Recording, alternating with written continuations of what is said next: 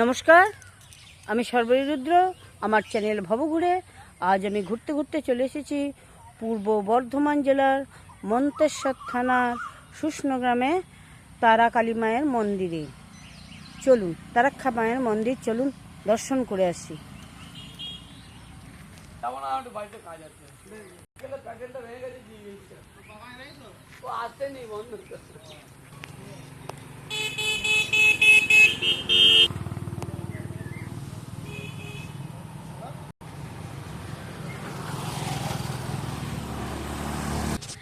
আপনারা যারা হাওড়া থেকে আসবেন, হাওড়া টু কাটোয়া ট্রেনে আসবেন এবং কাটোয়া থেকে মালডাঙ্গাগামী বাসে চেপে মালডাঙ্গায় নামবেন এবং সেখান থেকে টোটোয় করে এই মন্দিরে আসবেন।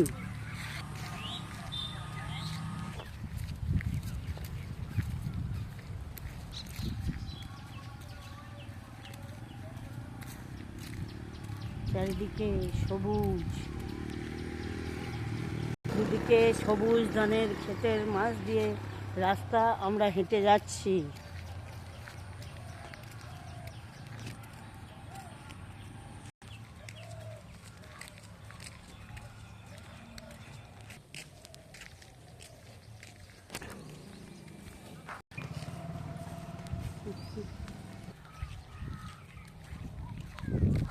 চলুন এখন আমরা যাব শুষ্ণ গ্রামেরই তারাক্ষা পুকুরে।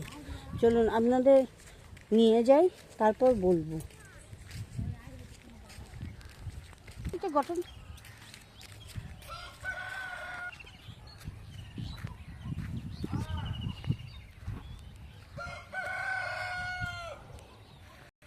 এই দেখুন, পুকুরের পাড়ে একটি মন্দির।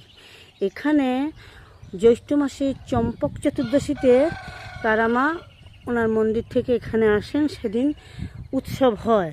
আর এই চারপাশে মেলা বসে, মহাপূজা হয় ওই জ্যৈষ্ঠ মাসের চম্পক চতুর্দশী তিথিতে। তখন 10-15 দিন ব্যাপী এই জায়গাটায় মেলা হয়।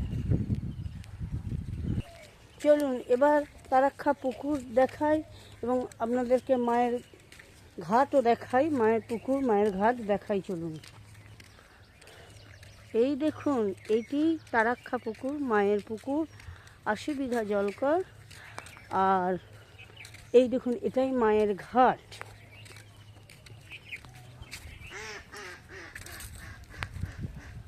এই পুকুর থেকেই পাওয়া গিয়েছিল সেন যুগের একটি কালো কোষ্ঠী পাথরের মূর্তি, কালী মূর্তি, ত্রিনয়নী চতুর্ভুজা কালো কোষ্ঠী পাথরের মূর্তি।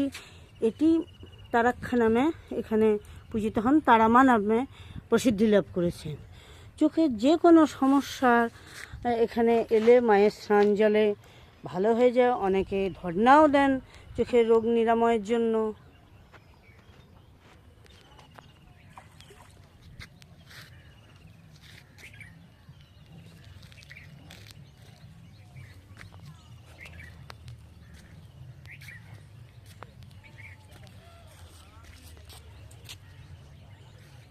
এই পুকুরে স্নান করে ভক্তরা পূজাও দেন মাকে।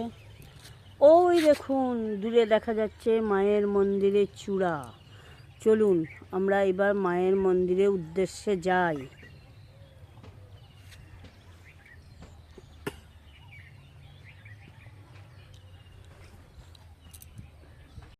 চলুন এবার মায়ের মন্দিরের উদ্দেশ্যে যাই।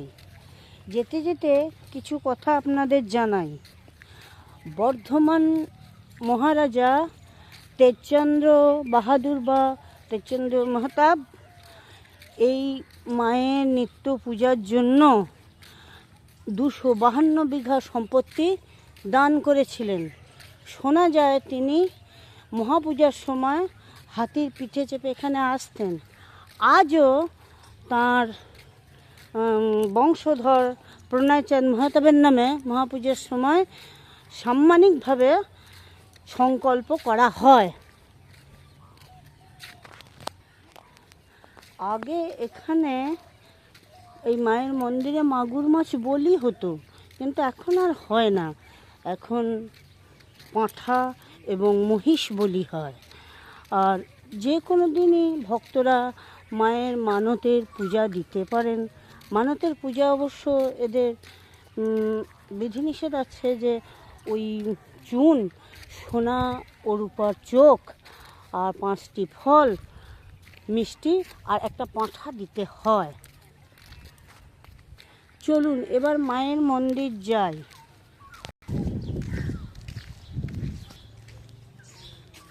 এই দেখুন মায়ের মন্দির, এপাশ থেকে আমরা দেখছি। এবার যাব।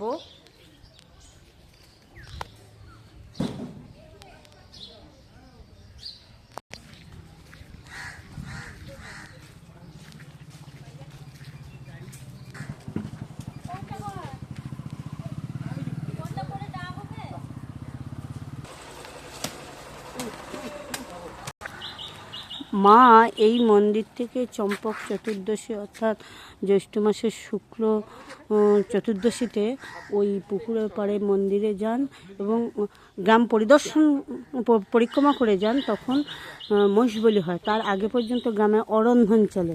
তারপরে মহিষ বলি হয়ে যাওয়ার পরে গ্রামে রন্ধন কার্য শুরু হয়।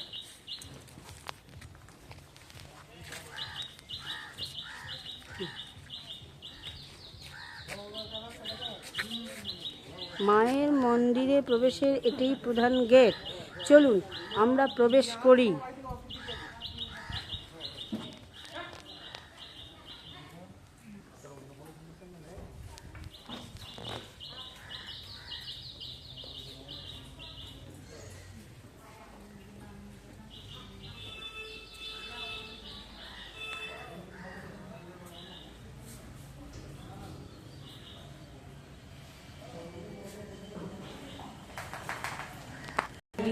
থেকে গর্ভগৃহে যেতে হলে বেশ কয়েকটি সিঁড়ি অতিক্রম করতে হয়, অনেকটা উঁচু।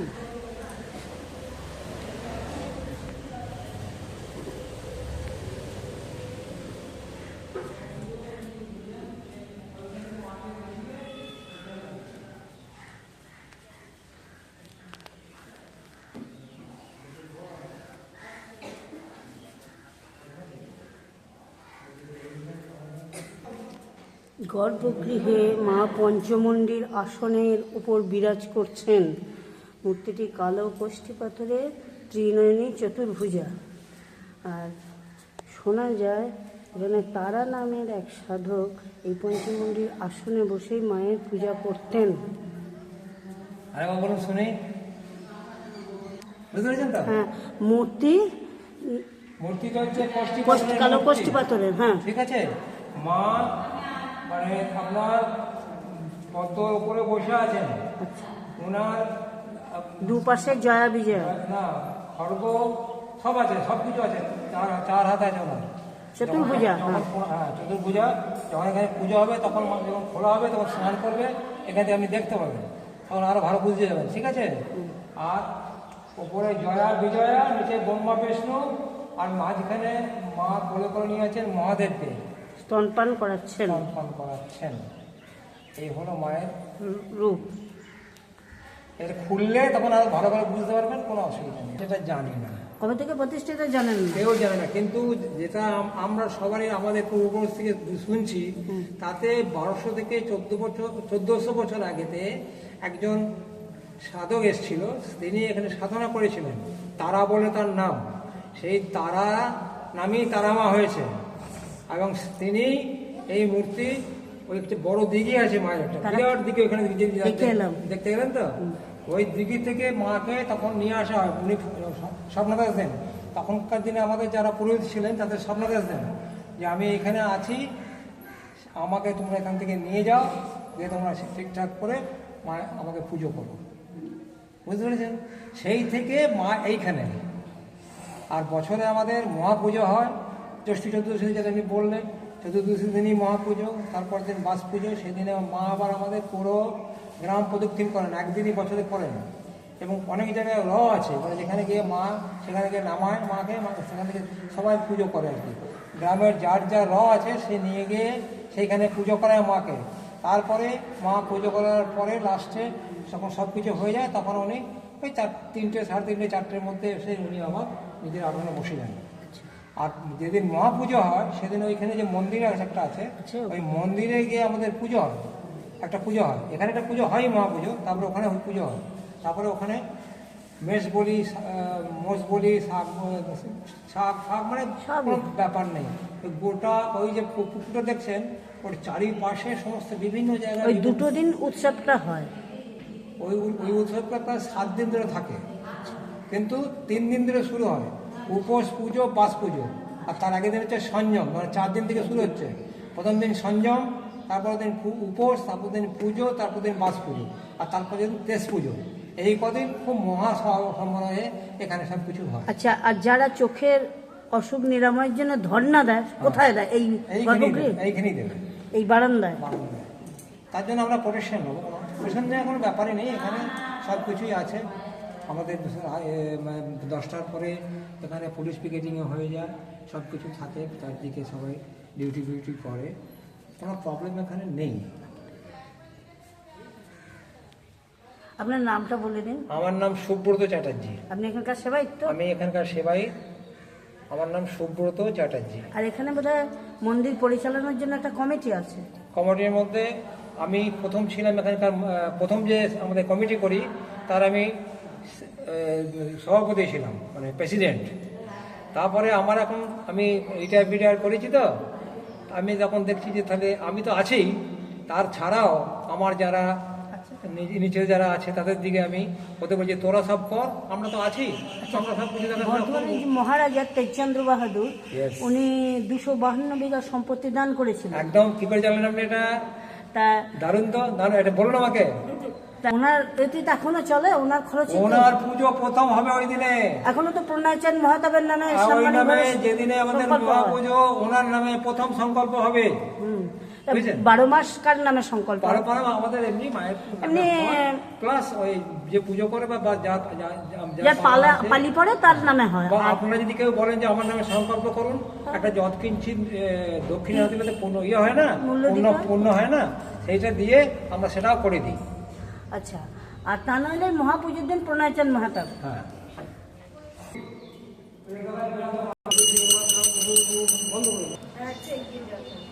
এগিয়ে আসুন, অসুবিধা নেই।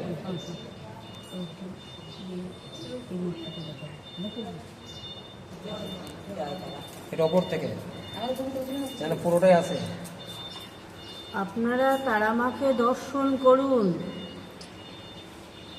সকলে তারামাকে দর্শন করুন। কি জয়া মায়ের শিলামূর্তি, এখন চতুর্ভুজা, দুপাশে জয়া বিজয়া, পদতলে ব্রহ্মা বিষ্ণু, চতুর্ভুজা ত্রিনয়নী, কালো কষ্টিপাথরের মূর্তি।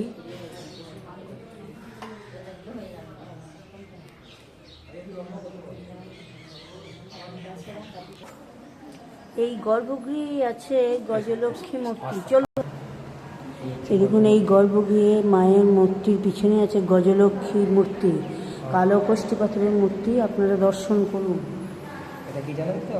দেখুন কি হয়েছে, কালাপাহাড় যখন এসেছিল এরকম সব ভাঙা, বুঝতে পারছেন? কালা পাহাড় কিছুটা মানে ভেঙে দিয়ে, হাতগুলো ভেঙে দিয়ে, সবই ভেঙে দিয়েছে, হাত পা সব, এভরিথিং কি আছে এই দেখুন সব ভেঙে কালা গেছে। পাহাড়ের ধ্বংসের লীলা দেখুন। এটা হচ্ছে কালাপাহাড়ের ধ্বংসের দিকে। এইটা আমার কিছু পাঠাবে। চলুন মায়ের ভৈরবকে দর্শন করি, চলুন।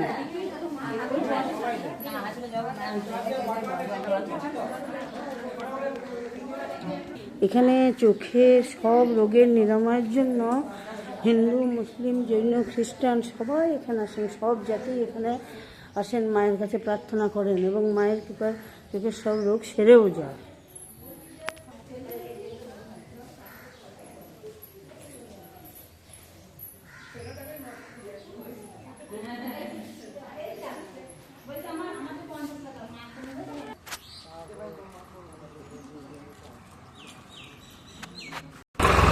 মায়ের ভৈরবকে দর্শন করুন।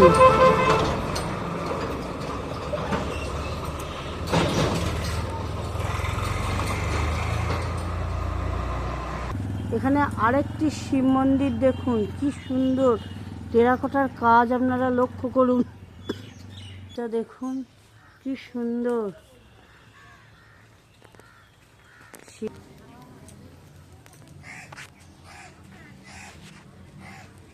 আজ এই পর্যন্তই। আবার কোনো দিন ঘুরতে ঘুরতে আপনাদের সঙ্গে আমার দেখা হয়ে যাবে। ততক্ষণ আপনারা ভালো থাকুন, সুস্থ থাকুন, আনন্দে থাকুন এবং আমার সঙ্গে থাকুন। আর হ্যাঁ, আমার চ্যানেলটিকে সাবস্ক্রাইব করে দেবেন, ভালো লাগলে লাইক শেয়ার ও কমেন্টস করবেন। শেষ পর্যন্ত থাকার জন্য আপনাদের অনেক ধন্যবাদ জানাই। নমস্কার।